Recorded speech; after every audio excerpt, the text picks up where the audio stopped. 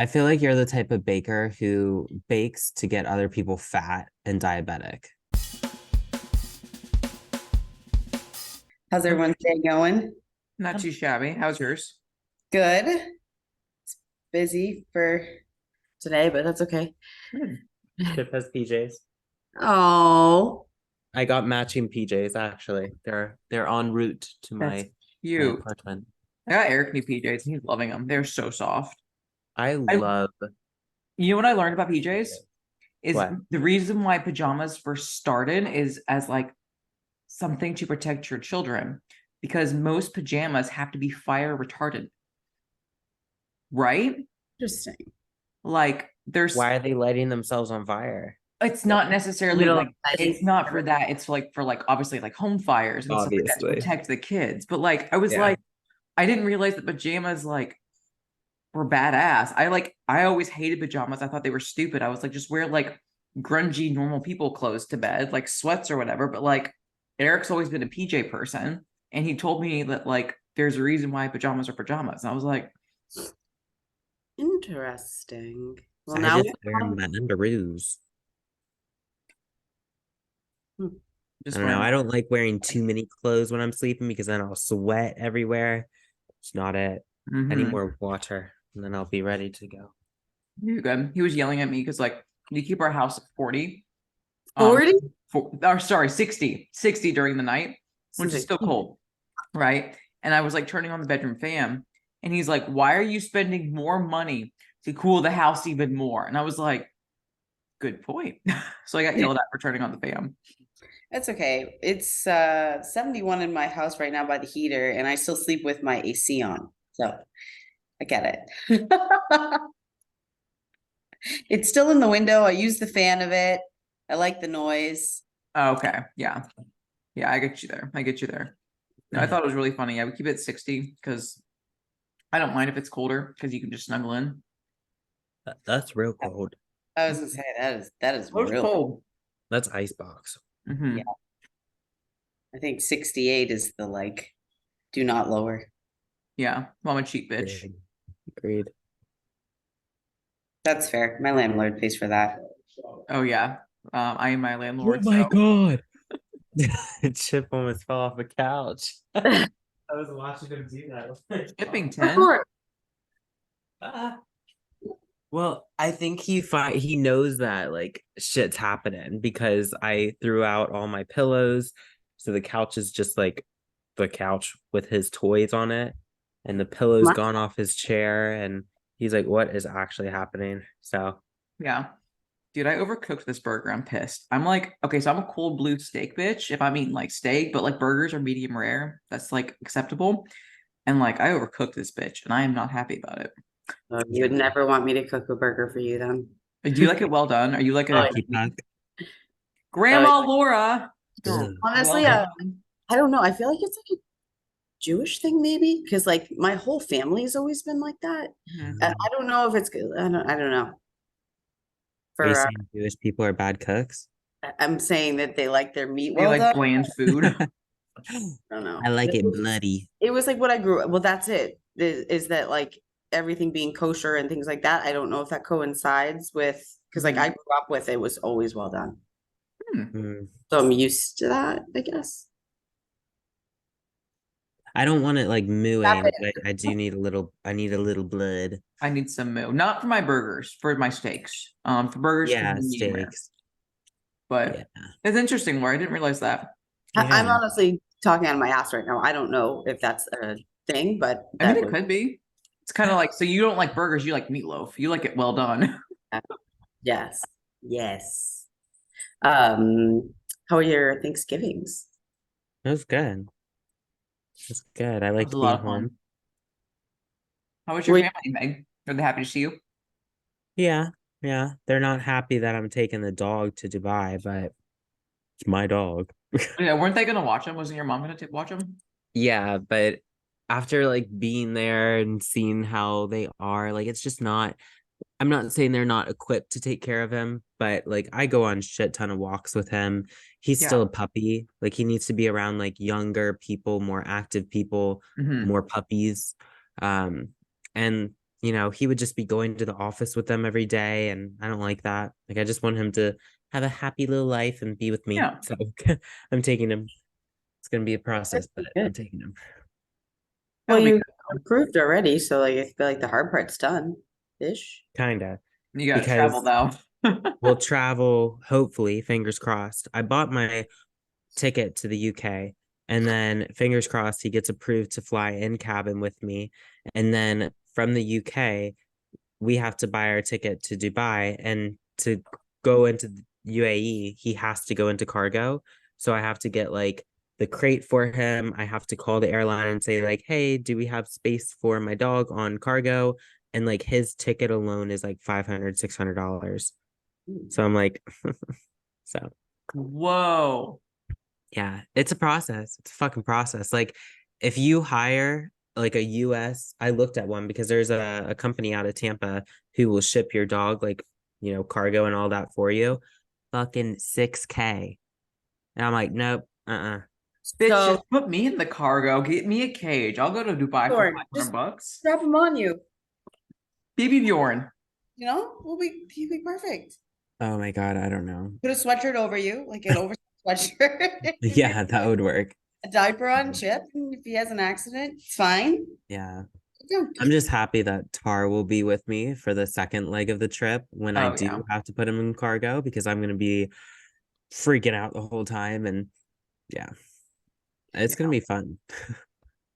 But yeah, he gets microchipped tomorrow, and he gets all his checkups done tomorrow. So that's gonna be a pretty little bill too.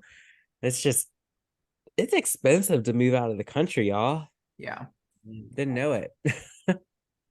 Yeah. How do criminals do this when they like escape? Do they just like what do they do? Well, they're not traveling with dogs for I sure. guess I guess they're just trying to escape, yeah. Hmm.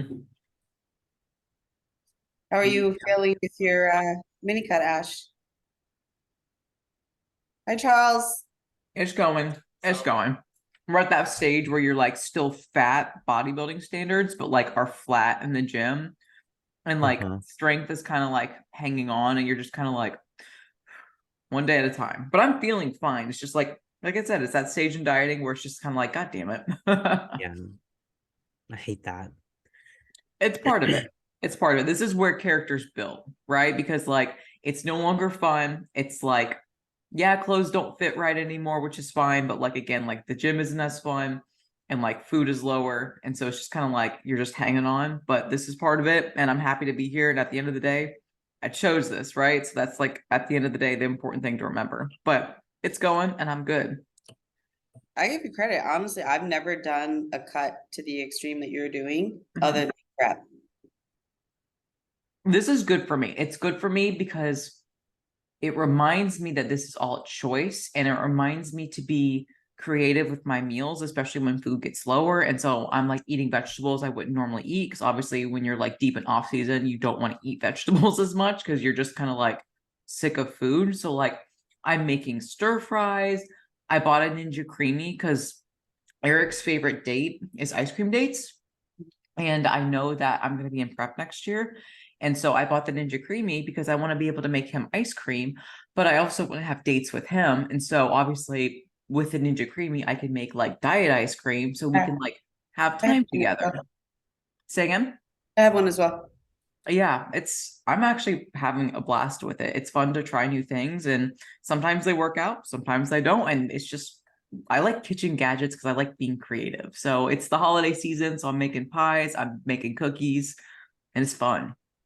I love baking, even if it's like just to give to somebody. I think Mhm. it's Yeah. fun. So I made him molasses cookies Tuesday, and then I don't think it's finished thawing, unfortunately, but I grew sweet potatoes in the garden. And so I made like a sweet potato puree to make sweet potato pie because that's Eric's favorite pie. So I'll probably make a sweet potato pie this week too.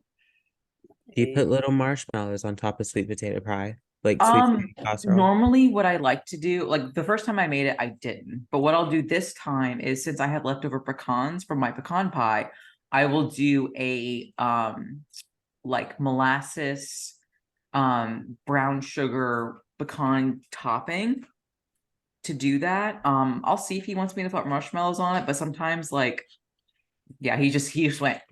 So no marshmallows. But pecan, okay, pecan's good. Marshmallows are out. I No love more. that. I feel like you're the type of baker who bakes to get other people fat and diabetic. And I love that because that's what I like. Oh, that sounds so fucking good.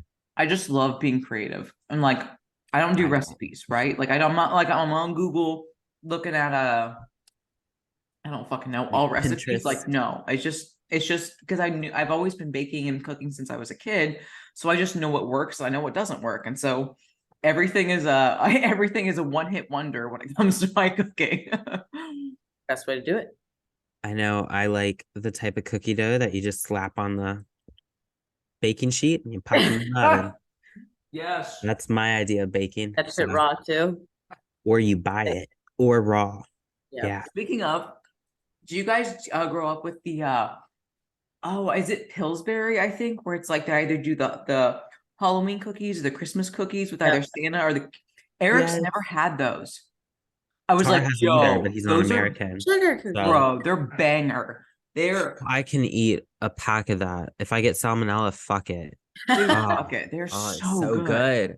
They have the So elf good. ones, like the elf movie ones.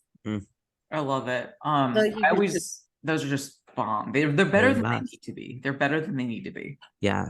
you should probably stock up. I doubt they'll have that once you move. I mean, how can I get cookie dough over there though? Yeah, Pretty can you bring food, or is it kind of like Australia where you're not allowed to like bring stuff without like fucking up the environment? You know what I'm I saying? mean, I don't know because like when I go to the UK, I can bring food. So I could bring a shit ton of cookie dough to Tars, leave the cookie dough there. So that way, I don't know. I don't know. How is it from Tar to Dubai? 5, 6 hours. Okay. Is it Yeah. just you and him moving, or is any of his family and stuff going too? It's just Tar. Yeah.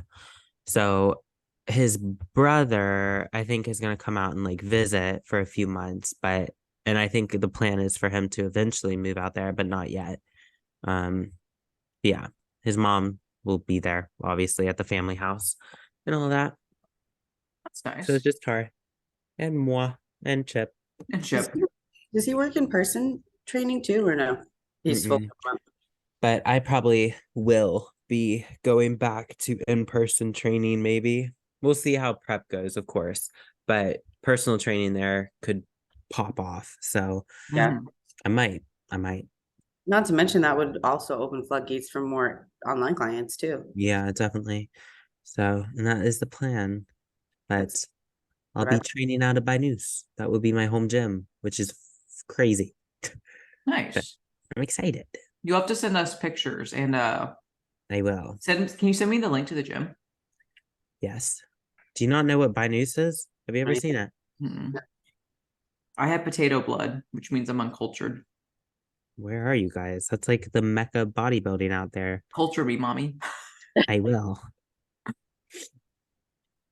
Everything there is like top of the art, state of the art, whatever. Extra. Okay, I'll send that to our little groupie group. But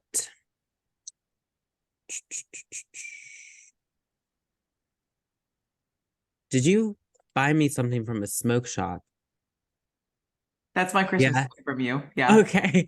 I didn't open it yet, but it's just saying that it's shipped from a smoke shop. And I'm like, Yeah. I didn't order anything from there. Damn. Okay. Ruined the surprise there. Yeah, I got I you some nice know. I got you some Like, nice cigars. did you? Mhm. I haven't had a cigar in so long. I'm know. gonna smoke one. I know. I'm excited. Yeah. Thank you. You're welcome. Like a Damn. Sorry about the ruined the surprise. No, it's okay. Hold on, I want What, to Laura? see this. I was just looking at the attachment that you sent. Oh, Yeah. yeah. That's like the main gym. That's where everybody goes. Like Giselle, the wellness girl, she was just there, and Tar kept like taking pictures and say, "There's your competition." I'm like, shit, she really doesn't look like that crazy. Like when she's just wearing clothes, like There's she's like no photos of the gym though. It's just of people. Yeah, well, that's what I said. It looks like celebrity gym. yeah, that's how like every place is though. but that's where all the top bodybuilders go when they travel there. So exciting. Oh, well, then Ashley and I hang Exactly. Right.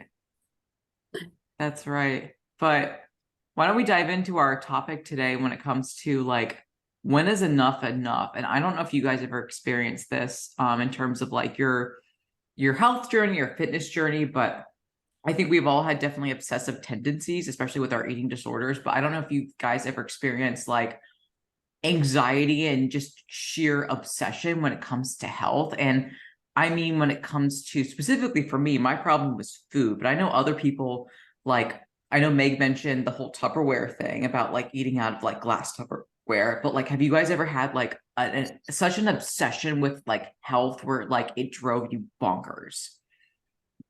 Yeah, I think in the past for me, it was always regarding food, Mhm. especially when I started bodybuilding. Like, if I couldn't get like my prep food, then like I would be scared that I was going to lose all my progress and all of that. But I've never been one to get wrapped up in like the scare tactics and like the fear mongering around like endocrine disruptors and stuff. I think that's a big push right now, and like how we should only be eating organic and eating out of BPA free this and non hormone whatever that. And I'm like, I've never been like that.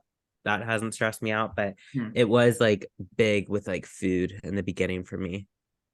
What about you, Laura? Yeah, same. I've never really gone crazy with the, like you were saying, endocrine disruptors.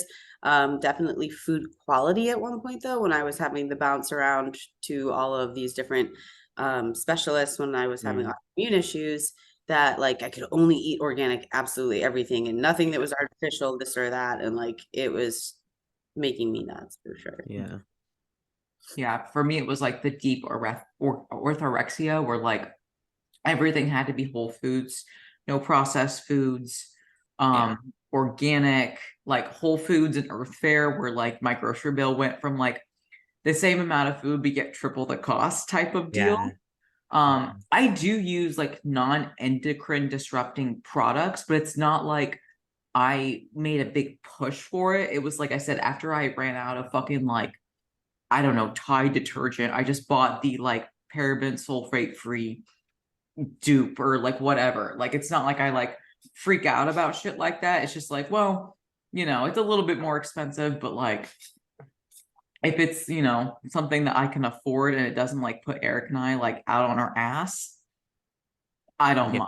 mind. But what about your athletes? Like if you have any athletes that are like, yo, you gotta dial this shit down. I've had a few that have come in from other coaches that have pushed all of this crazy woo woo of doing all the things when it comes to healing. And that I think supplements and castor oil packs like 7 times a day and just like above and beyond. I actually dealt with a girl once that had worked with another coach that was telling them to walk for digestion. Great. But then she was having to walk before she was eating, after she was eating. And she got so obsessed with like the amount of steps she was doing. She was doing like 30,000 steps a day and coinciding it with all of her meals. Like it had to be, 30 minutes before and the 30 minutes after and every single meal. And she was eating like 6 times. She went nuts. Yeah, That's I've seen that. ridiculous. Yeah. I haven't experienced like a whole bunch, but from past like athletes who come to me from, other coaches who were more, I guess, functional based. I don't think I wouldn't consider myself just a functional coach. Like if Mhm. you have functional issues, we'll deal with them as I see fit. But yeah, I've had like a lot with like coming from crazy protocols like that, like with digestion and especially with regarding sleep. I've noticed like a lot of people freak out about their sleep The routine. routine, yep. Oh my God. Like, and when they travel, they're like, what am I gonna do? I don't have my castor oil pack. I don't have my air humidifier. I don't have my essential oils. I don't have my sound noise machine. I'm like, just fucking go to sleep. Like all of that would keep me up at night making, Mhm. but I don't know. Yeah, that's a great segue. Like the routine, like obsession, like have to have a morning routine, have a nighttime routine. Like, yeah, we're creatures of routine and habit. And it's good to have good habits and good routines. But if it ruins your whole day that you can't like poop before you brush your teeth, like that's a problem. Like that's a problem to be so obsessive with like your strict routine where one thing goes wrong and your entire day is ruined. Yeah. Yeah. I think that you'll see people that have these same tendencies that also have the trickle down effect into biofeedback obsessing, whether Mhm. it's, the scale. Honestly, I see more people obsessed with their fasted blood glucose than the scale now, which is Yes. Yep. interesting. And then at that point, I'm like, pull it. I don't want to fucking know. Yeah. I don't even want to know what it is. Seriously. You're making Yep. yourself feel. Because like we know, like if we're gonna stress so much about that number, and I've had that with a current athlete of mine where she like gets so wrapped up in like how her numbers aren't dropping, how they're always constantly high. And I'm like, it's probably because you're stressing about it so much. And stress is going to cause our blood sugar to elevate. That's why, like if you do have like the dawn phenomenon, that's why they suggest like drinking a little bit of water with sea salt in it prior to your blood sugar reading. Like it's to help kind of suppress that cortisol level in the morning prior to your blood sugar check. But shit, yeah, people freak about that number. Yeah, And like I the get it. It's biofeedback is important. obsession. Yeah. Yeah. I Yeah. think that Or that's what it's starting to take off a lot more than others is getting over the top with biofeedback as opposed to looking at it as an accumulative amount of data. Like, okay, well, this week sleep wasn't great. That's fine. Last week it was. So like, like over a X amount, 3 months or whatever you want to look back and start looking at trends. I think that that's helpful. Mhm. But I think that if people are looking at it and obsessing for the immediate and current day, like there's no point. Mhm. yeah, Yeah, I agree. I agree. I used to be one of those where like I think the problem lies where you get obsessive over this data, over this feedback because you're going to get punished for it. And that's what it was for me when I had a coach that was having me take, all these biofeedback and I had this huge Excel spreadsheet with like weight, steps, sleep, did I poop that day, resting heart rate, fasting blood glucose, other like did I train that day? There's just a giant ass spreadsheet. It was data overwhelm for me. And when things weren't trending the right way, even if I was following the plan, it seemed like I would get reprimanded for not controlling my stress. And I was the problem. I was like doing bad things, even though I was just following my programming, following my protocols. And so I think the problem lies when we have biofeedback overload, but we also have like coaches that maybe take like a condescending tone or even punish their athletes and like reprimand them for like not doing a good enough job because then that's usually what perpetuates the stress. It's like, Mhm. little Timmy, does something bad and instead of like, teaching him why that was bad, it's just continual punishment. So now this little Timmy just feels bad for doing X. Yeah.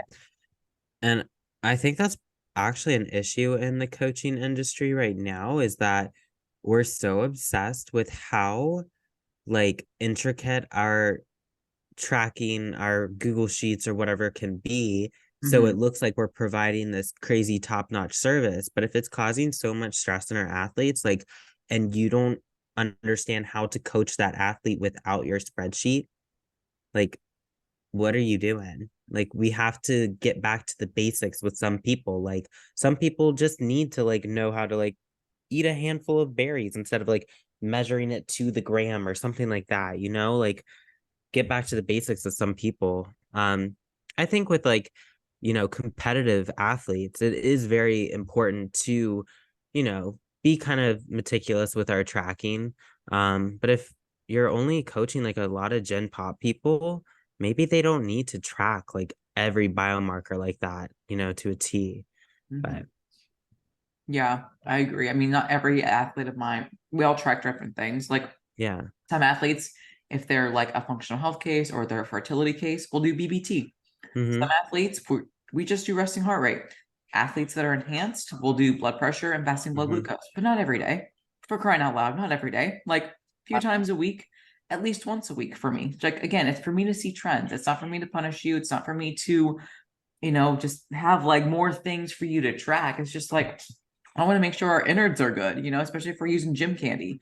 Yeah. So it's just something to keep your health in the forefront of my mind as a coach. But most, like, I used to have that giant ass Excel spreadsheet, and now it's like this, because Mhm. it's not that important. I'd rather hear from the athletes, because what they tell me in their check-in when it comes to like their responses, that matters more to me than a fasting blood glucose of 107. Because it's like, oh, well, if they were stressed that morning because they had a poor night's sleep or were tearing around or whatever, like, okay, well, that tells me why the biometric is that high, versus like, oh, if it's just a bunch of like numbers but there's no context to those numbers, what the fuck's the point? I will Yeah. say for that too, it matters like how you're taking it. So I have a client that consistently was like 105 week after week, something low 100s around there. And like, we're not overtraining, we're not in a dieting phase, like she's not on PEDs. There's nothing that would have made me think that it would necessarily be high. Like, she's not a very stress, like there's not a lot of stress in her life, nothing. And I said to her the other day, I was like, talk me through your morning when you're taking your fasted blood glucose. She's like, oh, well, like I put it directly next to my bed the night before. And then, like, it's the one thing I can do that I can reach it and not even have to get out of bed. So I was like, so you don't even get up, have a drink, move, nothing. You've been laying there for 10 hours or whatever, and you're taking your blood glucose. And she's like, well, yeah. And I was like, get up tomorrow morning, walk around, go to the bathroom, have some water, brush your teeth, give yourself 10 minutes and take your blood glucose. 92. Okay, done. Yeah. Mm-hmm. Agreed. And something to piggyback off that, it's not only matters how you take it, but how you consistently take it. So obviously, like, you want to set a standard when it comes to taking biofeedback, when it comes to your weight, your blood glucose, your resting heart rate, and keeping that consistent from day to day. And maybe doing a weekday and a weekend just to see how your schedule may change, especially if you work like a standard 9 to 5 versus the weekend is maybe a bit more relaxing. Because again, that can be helpful noticing trends and just how you perceive your daily life and your interactions. But it's important not to get hung up, and especially not to identify self-worth in these numbers, right? Again, we've moved from like, oh, I'm fat with the number on the scale, to, oh my God, my fasting blood glucose is 99. Am I going to be diabetic? Is my coach going to pull my training? Like, all of these things. It's just like, no, we need to just kind of like tone it down a little bit. And obviously, if we are noticing obsessive tendencies where we're wanting to track every little thing, it's like, okay, we got to pull that back, because like we're just missing the forest for the trees here. Exactly. Yeah. If it becomes a new stressor for you to take care of yourself, then you're doing something wrong. Um, Mhm. yeah, and I think sometimes tracking less is more for some people. Uh, so I think just pulling it sometimes is good. Like, I have people who are still like, just they get too caught up in the scale weight, which a lot of people do, men and women. And I just say, like, just don't weigh in like for a few days and then step on the scale and then get back to it. And usually, like, they see a drop in their scale weight because they're not waking up first thing in the morning and stressing the fuck out because they see zero point 0.5 increase. Like, it's gonna happen. Like, geez, my weight shot up 3 pounds. Like, I didn't freak. I was just like, oh shit. Well, okay. Like, it's fine. Mhm.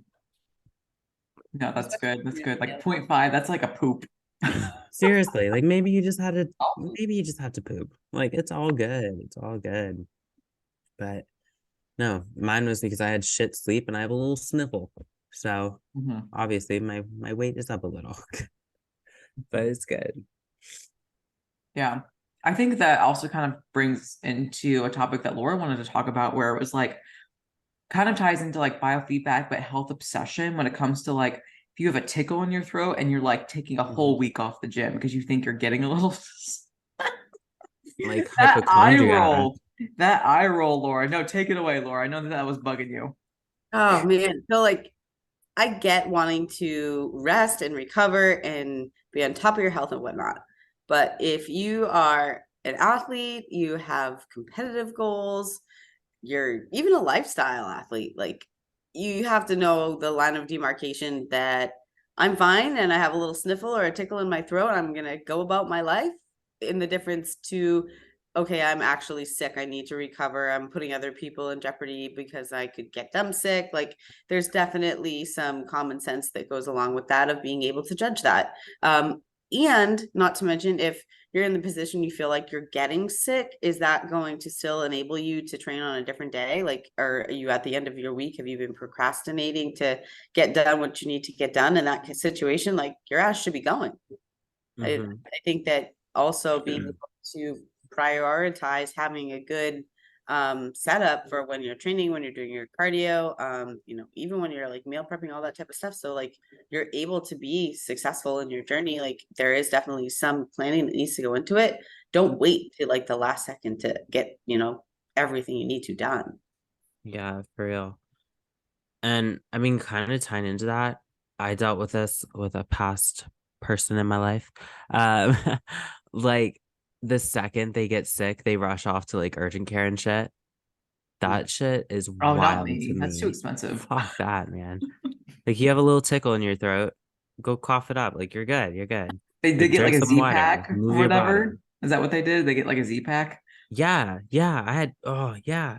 Oh my Fuck. God. Like you're good. Take a You're moment. good.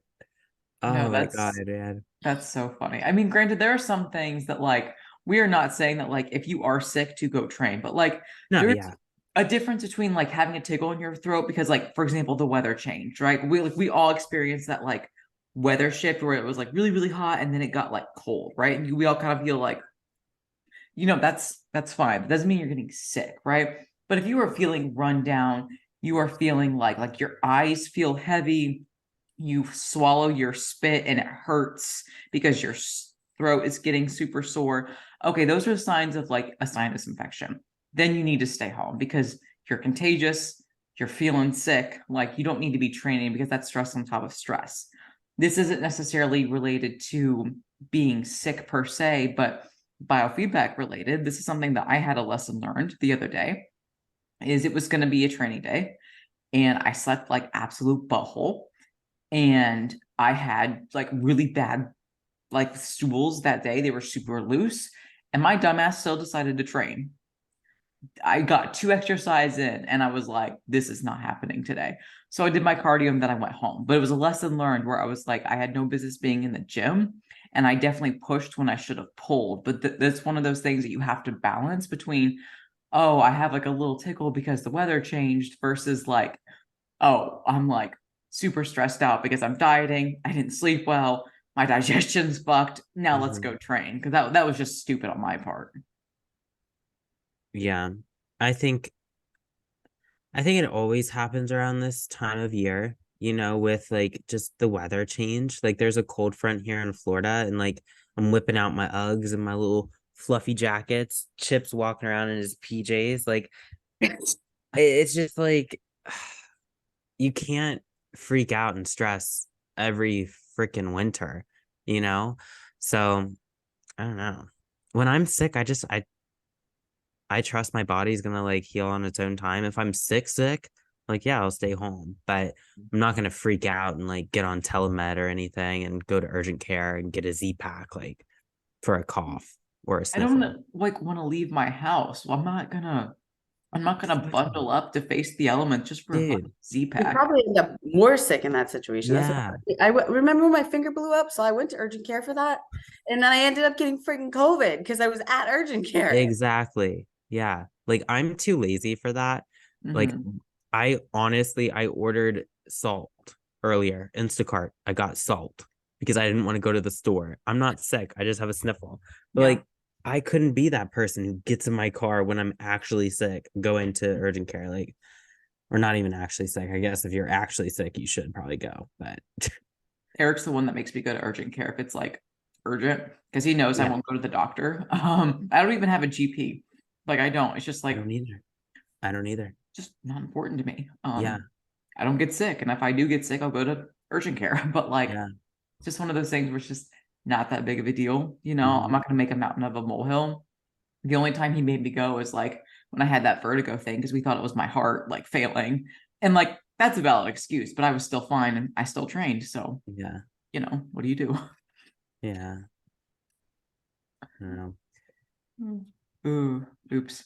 But yeah, going back to kind of just overall like the analysis paralysis type of deal and obsessive tendencies, like if you are noticing your behaviors and you're working with a coach, please be honest with them, because some of the best things that you can do is just decide, like literally take away decision making, because that's usually what's overwhelming you, is all of these obsession over tracking, all these decisions you have to make, and it can be very overwhelming, especially if you are someone that deals with like anxiety, high functioning anxiety, to just learn to pull back, because like it's important, but it's not that important. Like if it is literally robbing you of like living life, that's a problem, and that's something that I think we have all experienced. Yeah. I think, What, Laura? no, go ahead. Uh, I think also, I feel like this is common nowadays, like people bashing like bodybuilding for how rigid and strict it is with all the tracking that we do have to do. So I think it's also important to really get clear with your goals. If you want to compete at bodybuilding, at a hobby level, okay, cool. If you want to be competitive at it and give it your all, you have to adopt that athlete competitive mindset, and it is going to require you, sorry, to track more variables. And like if that gives you stress and anxiety, then maybe just, take a step back and really get clear on what you want out of bodybuilding and what your goals are. But if you're Gen Pop, if you're just trying to feel good and live a happy and healthy life, like be open and honest with your coach. Like I have plenty of athletes who don't check their weight, who don't like, they just track like, how are you feeling this week? And like that's it. Like they just check in and it's kind of like we just have a little discussion and that's all it is. I'm not on their ass about, what their postprandial reading was 2 hours after meal three. Like it's not that serious. We're just trying to Mhm. feel good.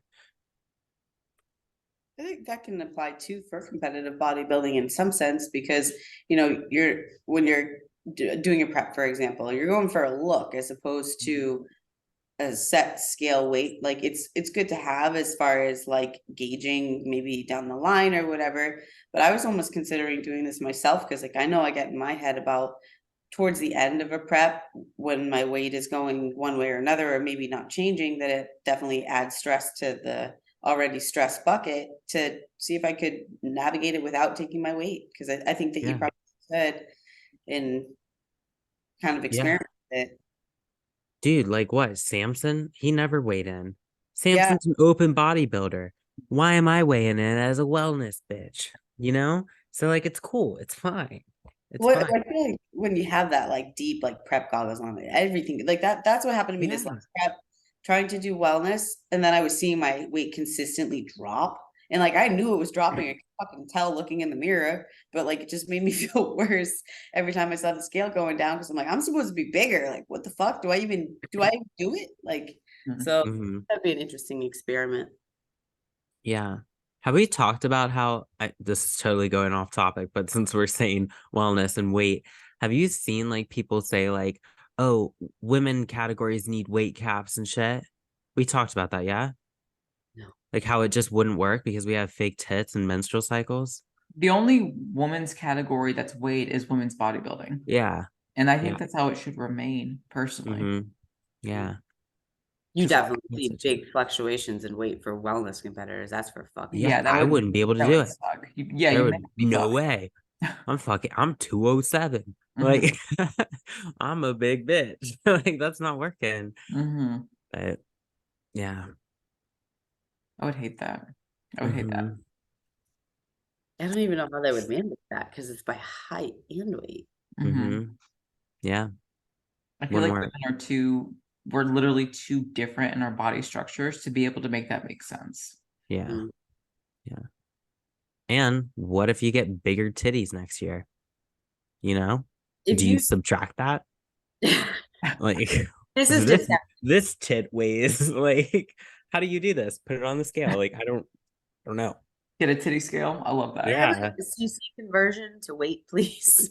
I think they do. I think I did that for my boobs and I figured out how much each boob weighs. There has to be a way to convert There it. has to be. There was. I forget what it was because I asked Eric to do it for me because of course Eric would know how to do that. Obviously. I think for me it was 3 pounds. No, 3 pounds of titty?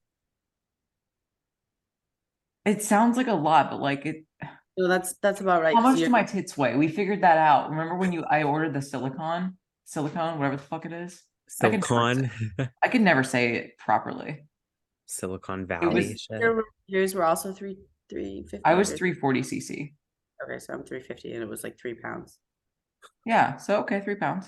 So then Meg's That's- is like 30 pounds a tit. No fucking way. But seriously, if you have a bad day and you have fake titties, subtract your titty weight. There It'll you make you go. feel better. There you go. Hack. 4 pounds. So 340 cc's, 40 pounds of titty. Under 400. No, I was 340. 340 each? Yeah. But I have saline, so mine's different. Do So you? so 3 pounds. Mhm. 3.5. Okay, 3.5. I have Laura and I have about 3.5 pounds titty weight. Okay, what about Meg's? Meg's is like what, over 1,000? Thousands of saline? 1,000 saline? Yeah, hers is saline.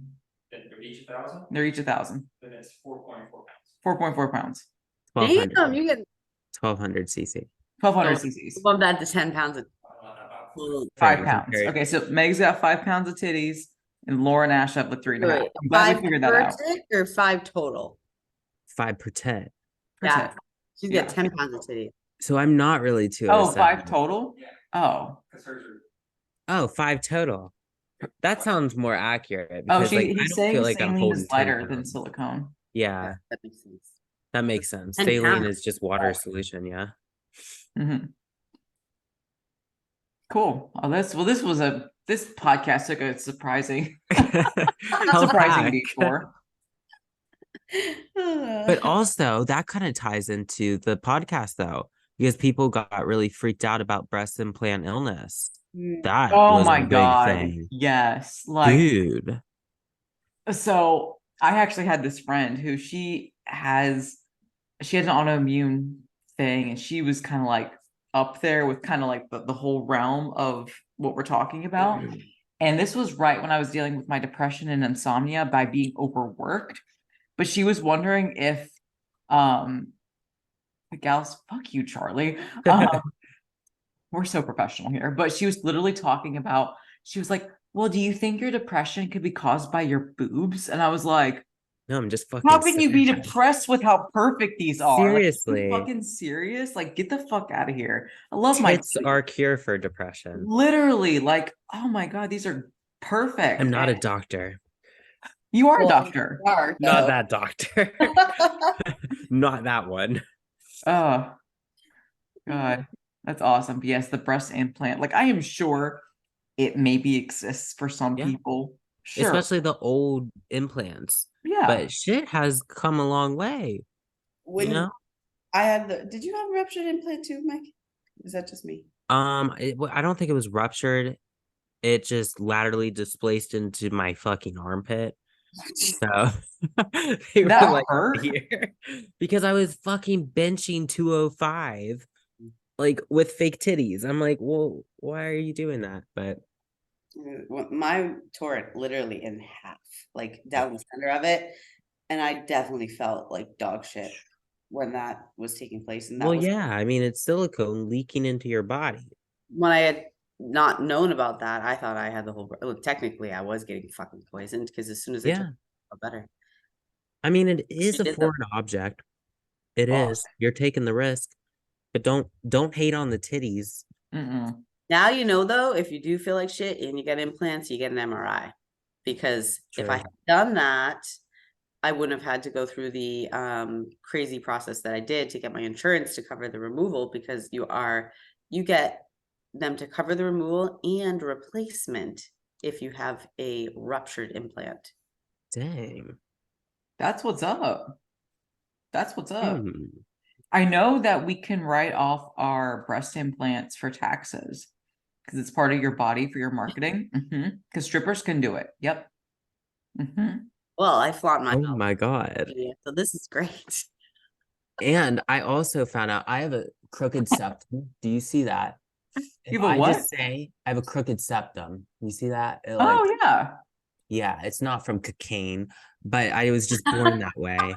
Um, anyway, insurance Okay. can cover it if I say I can't breathe. So I could get a rhinoplasty. I did that. I did that in February. They'll only, so here's the thing is if Oh, you want a septum fix, because I had a deviated septum, mhm. they'll cover that per portion of the surgery, which is part of the OR time, but then you'll still have to pay for any type of cosmetic adjustment. Yeah, I just want the septum fixed because like when I smile, my nose goes over here because like Oh, it yeah, like they'll cover that for yeah, sure. I just want it right there. I just want Mhm. it centered. I saw it real bad on my leg extension video that I posted. My nose like went over here. I hate it. I hate my nose, but it's fine. Like I'm cool with it now. It's a little button. Yeah. I feel like that actually ties into something that is relevant is like obsession over perfection when it comes to your body. Not Hmm. like really like for me it was so bad. Like my OCD for this was so bad with my hips because like my other friend Ash she told me I had Tetris hips because of how fucked up they were in my back pose. Which they was pretty bad, but like I for a really long time had a really hard time accepting like my leg length differences, which would cause like my hip mobility issues to the point where I would look in the mirror and I would like tear myself apart to the point I'd be like sobbing looking at my body because I was just like, you fucking suck. You're never gonna be a good bodybuilder because they just are different heights. So Yeah. like that level of obsession can really fuck with you too.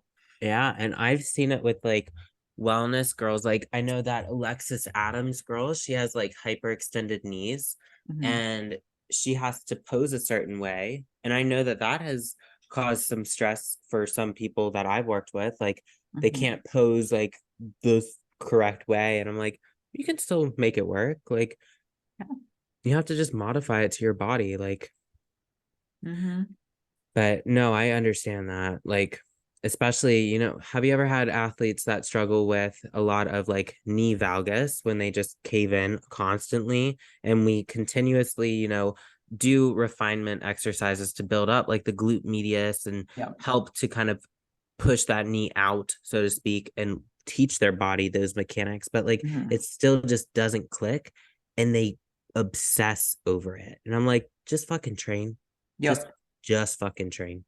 It will work itself out. Like, but yeah, I know with Instagram, it's like if you don't do it perfectly, you're doing it wrong. And that's not the case. Mhm. There's always a way to do things. Yep. Yeah. We all have our imbalances, our mobility issues, our muscle activation issues, our deviated septums, our fucked up hips. It's like we have to draw the line somewhere when it comes to how we view our entire life and how we view our bodybuilding journey and to stop comparing our journey to someone else's and what our reality is versus what we think it should be, because that's where the stress comes in, is that disconnect between like what we think it should be or what we see another person doing. And so for me, just getting through that and challenging myself whenever like those like kind of intrusive thoughts pop up, it's like, listen, it is what it is. I'm not in pain anymore. I work on my hip mobility. Like I'm able to hide it in my posing and I'm able to have a full quality of life. The only time I'm not having a full quality of life is when I'm being a dick to myself. And that's Hmm. on me. So that's something that I just had to constantly work on and work through. And I'm sure you guys are the same with your own like issues with either your body or maybe even like when it came to specifically orthorexia, when it came to just our obsession with like has to be healthy food. Yeah. Yeah. I think there's multiple ways to go about your health journey, and it doesn't have to be some, Pinterest perfect or Instagram perfect like way. Like I think people it's it always circles back to fucking social media. I Mhm. swear it does, with all of the like routines and protocols and healthy alternatives. And it's like it's it's a lot. It's a lot. So you need to step away from it. And I think that would help a lot of people. Yep. Agreed. Agreed. Laura, anything to add to that before we wrap things up? The comparison is the thief of joy, you know, that Mhm. statement really does prove true. 100%. Agreed. I know this kind of took like a wonky. We did a little titty detour. Yeah, A little tit there's a little of talk. that. Yeah, but I know some people like are thinking about getting implants, so it's good to like Yeah. have that talk too. And obviously, I've never had like lateral displacement or tears or anything like that, so it's also good for me to remind myself not to be benching 205. Don't do that Yeah, unless don't do they're that. over the muscle.